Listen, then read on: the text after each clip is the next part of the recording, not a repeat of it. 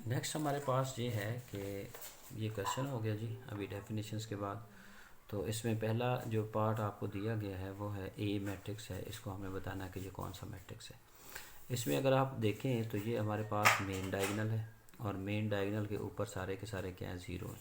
और अगर ऐसा हो तो हमारे पास कौन सा मैट्रिक्स होता है, वो होता है जी लोअर ट्राइंगुलर मैट्रिक्स। तो ये आपके पास बन जाएगा लोअर ट्राइंगुलर मैट्रिक्स।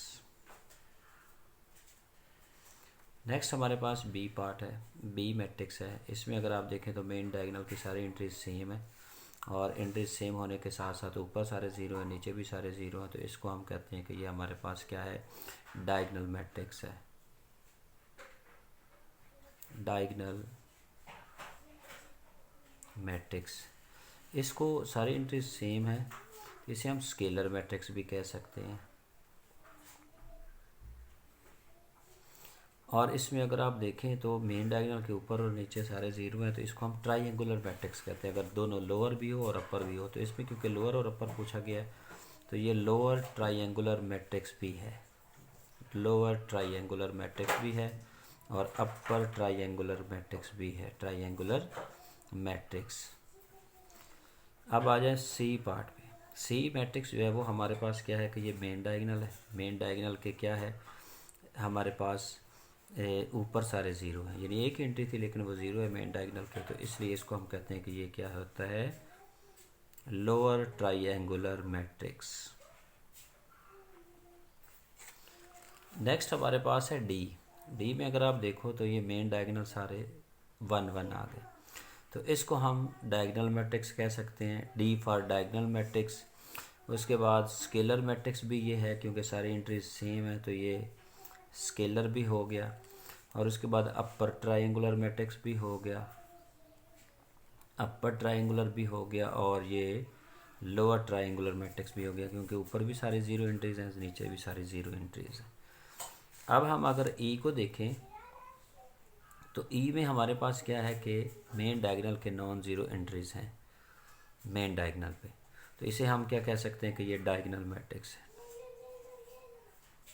ये डायगोनल मैट्रिक्स।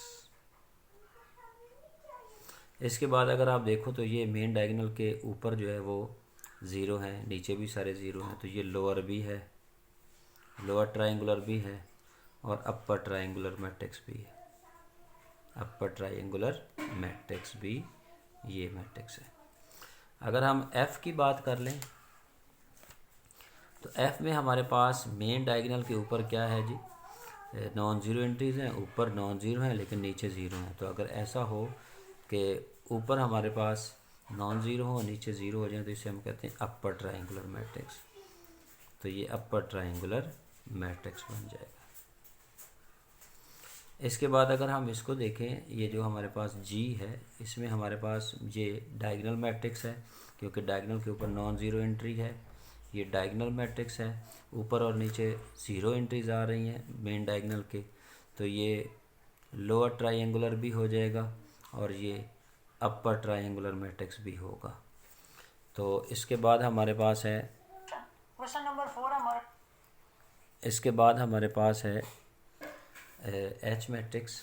एच में हमारे पास क्या है कि ये मेन डायगोनल पे नॉन ज़ीरो एंट्रीज हैं, बाकी सारे ज़ीरो हैं, तो ये डायगोनल भी हो गया।